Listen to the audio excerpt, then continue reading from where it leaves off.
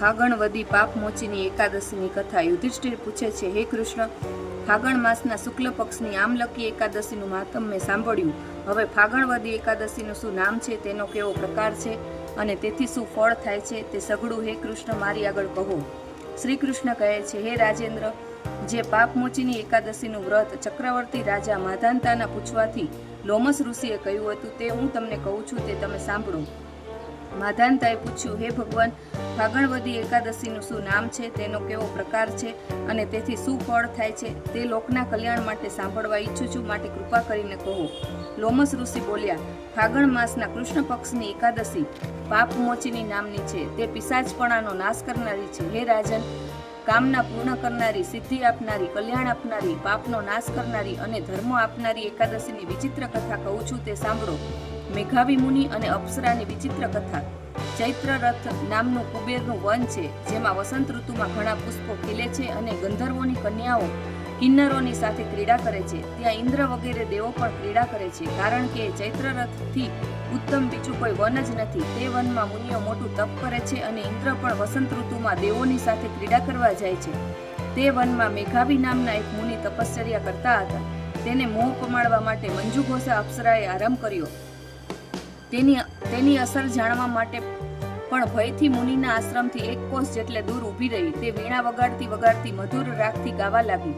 જેણે પુષ્પની માળા પહેરેલી છે અને ચંદન અર્ચેલું છે એવી મંજુઘોષાને ગાતી જોઈ મુનિરાજ, કે જે શિવ ભક્ત હતા, તેમને જીતવાની ઈચ્છાથી મહાદેવના વેદને સંભાળતો કામદેવ પણ તૈયાર થયો ને મંજુઘોષાની ભ્રમરરૂપી ધનુષ, કટાક્ષરૂપી દોરડી અને નેત્રરૂપી પીછાવાળા બાણ તૈયાર કરી મુનિરાજને જીતવા માટે સ્તનરૂપી તંબુ તાણી ઉભો રહ્યો. મંજુઘોષા કામદેવની સેનાનું કામ કરવા લાગી. પછી યૌવનાવસ્થાને લીધે તથા સફેદ જનોય ધારણ કરવાથી જાણે બીજો કામદેવ હોય તેવી રીતના ખૂબસૂરત મુનિરાજને જોઈ તે અપ્સરાને પણ કામ વ્યાપ્યું. તેથી કામવશ થઈ ગયેલી તે અપ્સરા તે મુનિની સામું જોઈ ધીમે ધીમે ગાવા અને નાચવા લાગી અને કંકણના તથા ઝાંઝરના ઝમકારા થવા લાગ્યા. એવી રીતની અપ્સરાથી કામદેવે મુનિરાજને વશ કરી લીધા. એટલે તે અપ્સરા તરફ જોવા લાગ્યા. મુનિને લલચાયેલા જોઈ પેલી અપ્સરા પાસે આવી. હાવભાવથી તથા કટાક્ષથી મુનિને વિશેષ લલચાવી વીણા નીચે મૂકી વાયુના વેગથી કાપતી લતા જેમ વૃક્ષને વળગી પડે તેમ વ્યાકુળતાથી મુનિને વળગી પડી. તેનું ઉત્તમ રૂપ જોઈ મુનિરાજ મેઘાવી પણ તે વનમાં એ અપ્સરાની સાથે ક્રીડા કરવા લાગ્યા ને શિવ તત્વને ભૂલી જઈ કામ તત્વને વશ થયા. તેથી અતિ કામવશ થયેલા તે મુનિને ક્રીડા કરવામાં રાત્રિનું કે દિવસનું પણ ભાન રહ્યું નહીં. એવી રીતે ક્રીડા કરતા મુનિના નિયમનો જેમાં નાશ થયેલો છે એવો કેટલોક કાળ નીકળી ગયો. ત્યારે મંજુઘોષાએ ક્રીડા કરતા મુનિની પાસે સ્વર્ગમાં જવા માટે રજા માગી કે, હે મહારાજ, હવે મને સ્વર્ગમાં જવા માટે રજા આપો. મેઘાવી કહે છે, હે સુંદર મુખવાળી, તું આજે જ સૂર્યાસ્ત પછી આવી છે, માટે સવાર થાય ત્યાં સુધી મારી પાસે રહે. એવી રીતના મુનિના વચન સાંભળી તે અપ્સરા મુનિના શાપથી ડરી ત્યાં જ રહી. વળી પણ તે મુનિની સાથે કેટલાક વર્ષો સુધી ક્રીડા કરતી રહી. તેમાં 57 વર્ષો 9 માસ અને 3 દિવસ નીકળી ગયા. પણ મુનિ મહારાજને તો અર્ધરાત થઈ હોય તેમ જણાયું. હવે એટલા વર્ષો નીકળી ગયા ત્યારે અપ્સરાએ ફરીથી રજા માંગી કે, હે બ્રાહ્મણ, મારે ઘેર જવું છે, માટે મને રજા આપો. મેધાવી કહે છે, હે મંજુઘોષે, હમણાં જ પ્રાતકાલ થશે, માટે મારું વચન સાંભળ કે હું જ્યાં સુધીમાં સંધ્યા કરી લઉં ત્યાં સુધી તું મારી પાસે સ્થિર થઈને રહે. એવા ઋષિના વચન સાંભળીએ અપ્સરા ભયથી તથા આનંદથી થોડું હસીને આશ્ચર્યથી કહેવા લાગી કે, અપ્સરા કહે છે કે, હે મહારાજ, આપની કેટલીક સંધ્યાઓ નીકળી ગઈ, માટે મારી ઉપર કૃપા કરી વિચાર કરો તો ખરા કે ક્રીડા કરતા કેટલાક વર્ષો વીતી ગયા.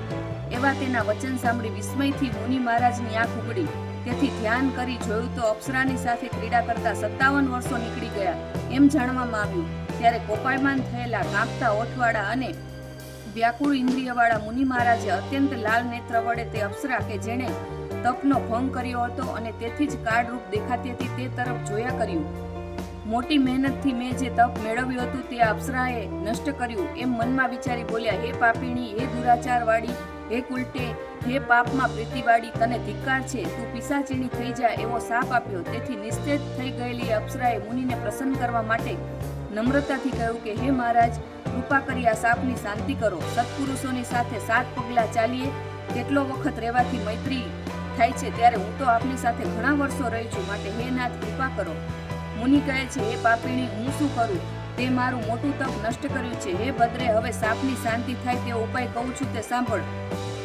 ફાગણવતી વધી એકાદશી સર્વ પાપોનો નાશ કરનારી પાપમોચીની નામની છે. તેનું વ્રત કરવાથી તારા સાપની શાંતિ થશે ને પિશાચપણું છૂટી જશે. એટલું કહી મુનિ મહારાજ પિતાના આશ્રમમાં ગયા. તેને જોઈ તેમના પિતા ચ્યવન ઋષિ બોલ્યા કે હે પુત્ર, આ તે શું કર્યું કે જેથી તારું તપ નષ્ટ થયું? મેધાવી કહે છે, હે તાત, મેં અપ્સરાની સાથે ક્રીડા કરી મોટું પાપ કર્યું છે. હવે પ્રાયશ્ચિત કહો, જે કરવાથી મારા પાપનો ક્ષય થાય. ચ્યવન ઋષિ કહે છે, હે પુત્ર, ફાગણ માસના કૃષ્ણ પક્ષની પાપમોચીની એકાદશીનું વ્રત કરવાથી ઘણા પાપોનો નાશ થાય છે. તે વ્રત તું કર. એવા પિતાના વચન સાંભળી મેધાવીએ એ ઉત્તમ વ્રત કર્યું, જેથી તેનું પાપ નષ્ટ થયું અને તે પવિત્ર થયા. પછી પેલી મંજુ ઘોષા અપ્સરાએ પણ પાપમોચીનીનું વ્રત કર્યું, જેથી તેનું પિશાચપણું છૂટી ગયું ને તે અલૌકિક રૂપ ધરી સ્વર્ગમાં ગઈ. લોમસ ઋષિ કહે છે, હે રાજન, પાપમોચીની એકાદશીના વ્રતનો એવો પ્રભાવ છે, જે માણસ આ લોકમાં એ વ્રત કરે છે તેનું જે કાંઈ પણ પાપ હોય છે તે નષ્ટ થાય છે. આ કથાનો પાઠ કરવાથી અથવા શ્રવણ કરવાથી 1000 ગૌદાનોનું પુણ્ય થાય છે. બ્રહ્મહત્યા કરનાર, સુવર્ણ ચોરનાર, મદ્યપાન કરનાર અને ગુરુની સ્ત્રી સાથે ગમન કરનાર પણ આ વ્રત કરવાથી છૂટી જાય છે. આ વ્રત અતિ ઉત્તમ છે, કારણ કે ઘણું પુણ્ય આપનાર છે. એ પ્રમાણે ભવિષ્ય પુરાણમાં ફાગણ કૃષ્ણ પક્ષની પાપમોચી એકાદશીની કથા કહેલી છે.